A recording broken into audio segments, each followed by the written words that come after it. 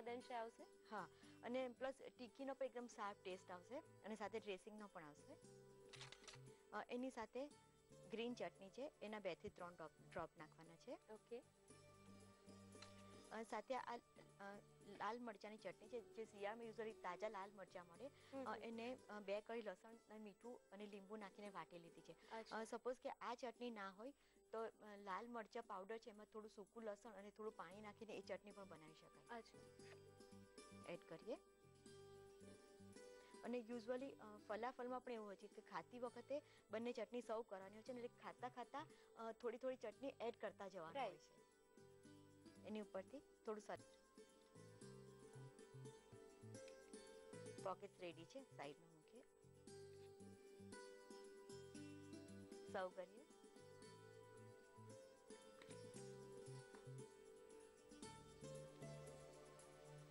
ઉપરથી થોડું જે સલાડ છે ઉપરથી નાખીશું.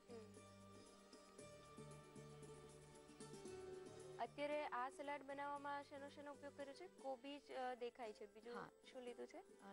કોબી છે અને લીલા કાંદા છે. અચ્છા. અને ચપટી મીઠું નાખ્યું છે. ઓકે. તો રેડી છે એક હેલ્ધી રેસીપી, જવાર પિતા પોકેટ્સ. ટેસ્ટમાં તો ખૂબ જ સરસ લાગે છે.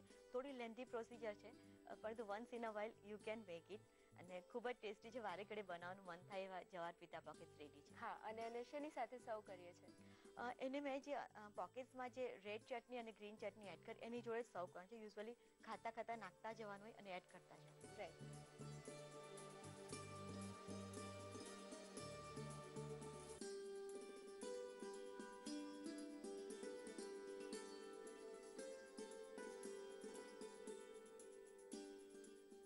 જ્વાર પિતા પોકેટ બનાવવા માટે જોઈશે ટિક્કી બનાવવા માટે 2 થી 3 કલાક પલાળી બાફીને મેશ કરેલા મગ, પા કપ પલાળીને બાફીને મેશ કરેલા ચણા 2 ટેબલસ્પૂન, બાફેલા બટાકા 1 નંગ, ઝીણું સમારેલું આદુ 1 ટીસ્પૂન, સમારેલા લીલા મરચા 1 ટીસ્પૂન, ગરમ મસાલો 5 ટીસ્પૂન, હળદર ચપટી, મીઠું સ્વાદ અનુસાર, સમારેલી કોથમીર 1 ટેબલસ્પૂન, તેલ 1 થી 2 ટીસ્પૂન.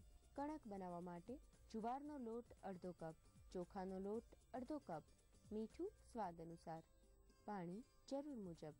ડ્રેસિંગ બનાવવા માટે દહીં અડધો કપ, સમારેલી કોબીજ પા કપ, સમારેલી લીલી ડુંગળી 1 નંગ, ખાંડ ચપટી, મીઠું સ્વાદ અનુસાર, ગ્રીન ચટણી 1 ટીસ્પૂન, લાલ મરચાંની ચટણી અડધો ટીસ્પૂન, કોબીજ લીલી ડુંગળીનું સલાડ 1 થી 2 ટીસ્પૂન.